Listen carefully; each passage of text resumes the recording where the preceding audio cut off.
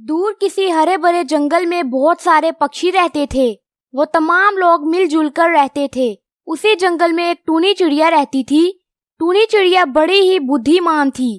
टूनी चिड़िया से थोड़ी ही दूर कालू कौवा अपने परिवार के साथ रहता था। कालू कौवा बड़ा ही कामचोर और नखट्टू था। एक दिन टुनटुन कबूतर टूनी चिड़िया के पास आया। टूनी बहन, मैं अभी अभी बादलों के पास गया था। बादल भैया ने मुझे बताया कि कुछ दिनों में हमारे जंगल में बारिशें शुरू होने वाली हैं। हमें आने वाली बारिशों के लिए तैयारी कर लेनी चाहिए। अरे हाँ कबूतर भैया, तुम ठीक कहते हो। हमें बारिशों के लिए भोजन जमा कर लेना चाहिए और अपने अपने पक्के घर भी बना लेने चाहिए।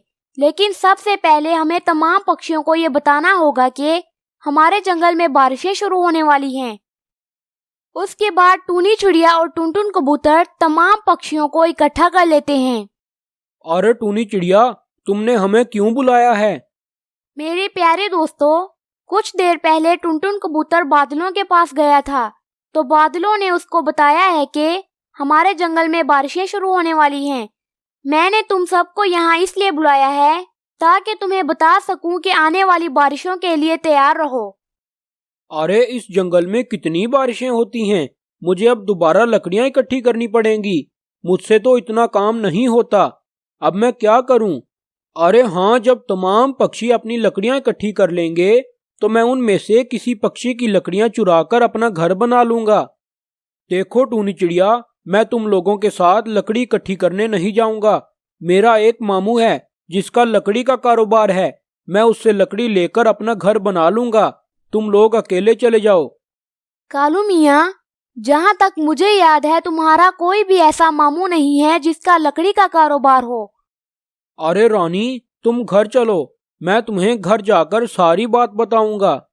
उसके बाद तमाम पक्षी जंगल से लकड़ियां तलाश करने चले जाते हैं और कालू कौवा अपने घर चला जाता है। अरे रानी, तुम्हें क्या जरूरत थी सबके सामने बात करने की? मुझसे इतना काम नहीं होता। जब तमाम पक्षी लकड़ियां इकट्ठी कर लेंगे तो मैं उनमें से किसी पक्षी की लकड़ियां चोरी करके ले आऊंगा और तुम्हें पक्का घर बना कर दूंगा। अरे कालू मियाँ, तुम हर दफा किसी न किसी पक्षी की कोई चीज उठा लेते हो और पकड़े जाते हो और फिर मार भी खाते हो। अरे नहीं रानी, मैं इस दफा पकड़ा नहीं जाऊंगा। तुम देखना, मैं तुम्हें कितना सुंदर घर बनाकर दूंगा। तमाम पक्षी अपने लिए लकड़ियां इकट्ठी कर लेते हैं। टूनी चिड़िया भी अपने लिए लकड़ियां ले आती है, लेकिन उसने देखा कि उसकी सारी लकड़ियों को कीड़े लगे हैं।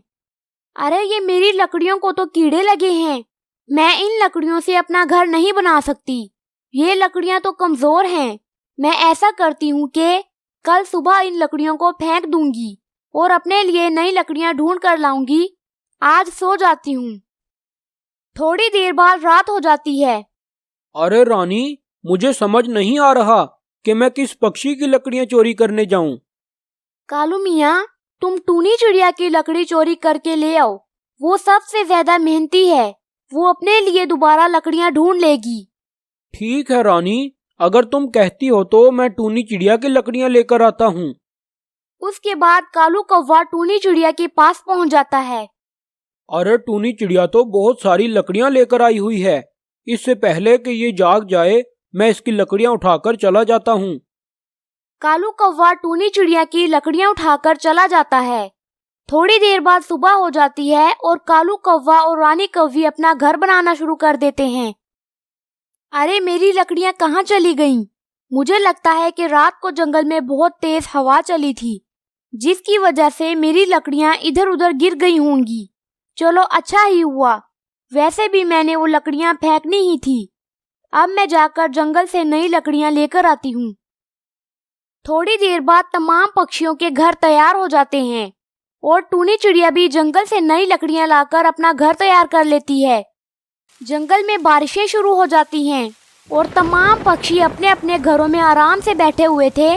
कालू कौवा भी अपने परिवार के साथ आराम से बैठा हुआ था। देखा रानी, मैंने तुम्हें कहा था ना कि इस दफा तुम्हें बारिशों में भीगने नहीं दूंगा। मैंने तुम्हें कितना सुंदर घर बनाकर दिया है।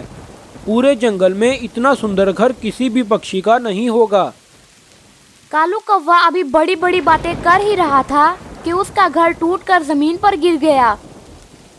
क्यों कालू मियाँ, इतना मजबूत घर बना कर दिया था मुझे, जो थोड़ी सी बारिश से ही जमीन पर गिर गया। अब तुम ही रहो अपने इस घर में, मैं तो चली अपनी माँ के घर। उसके बाद रानी कौवी जग्गू कौवे को लेकर अपनी माँ के घर चली जाती है और कालू कौवा अकेला बारिश में भीगने लगता है। तो प्यारे दोस्तों, इस कहानी से हमें ये सबक मिलता है कि हमें चोरी नहीं करनी चाहिए, बल्कि खुद मेहनत करनी चाहिए।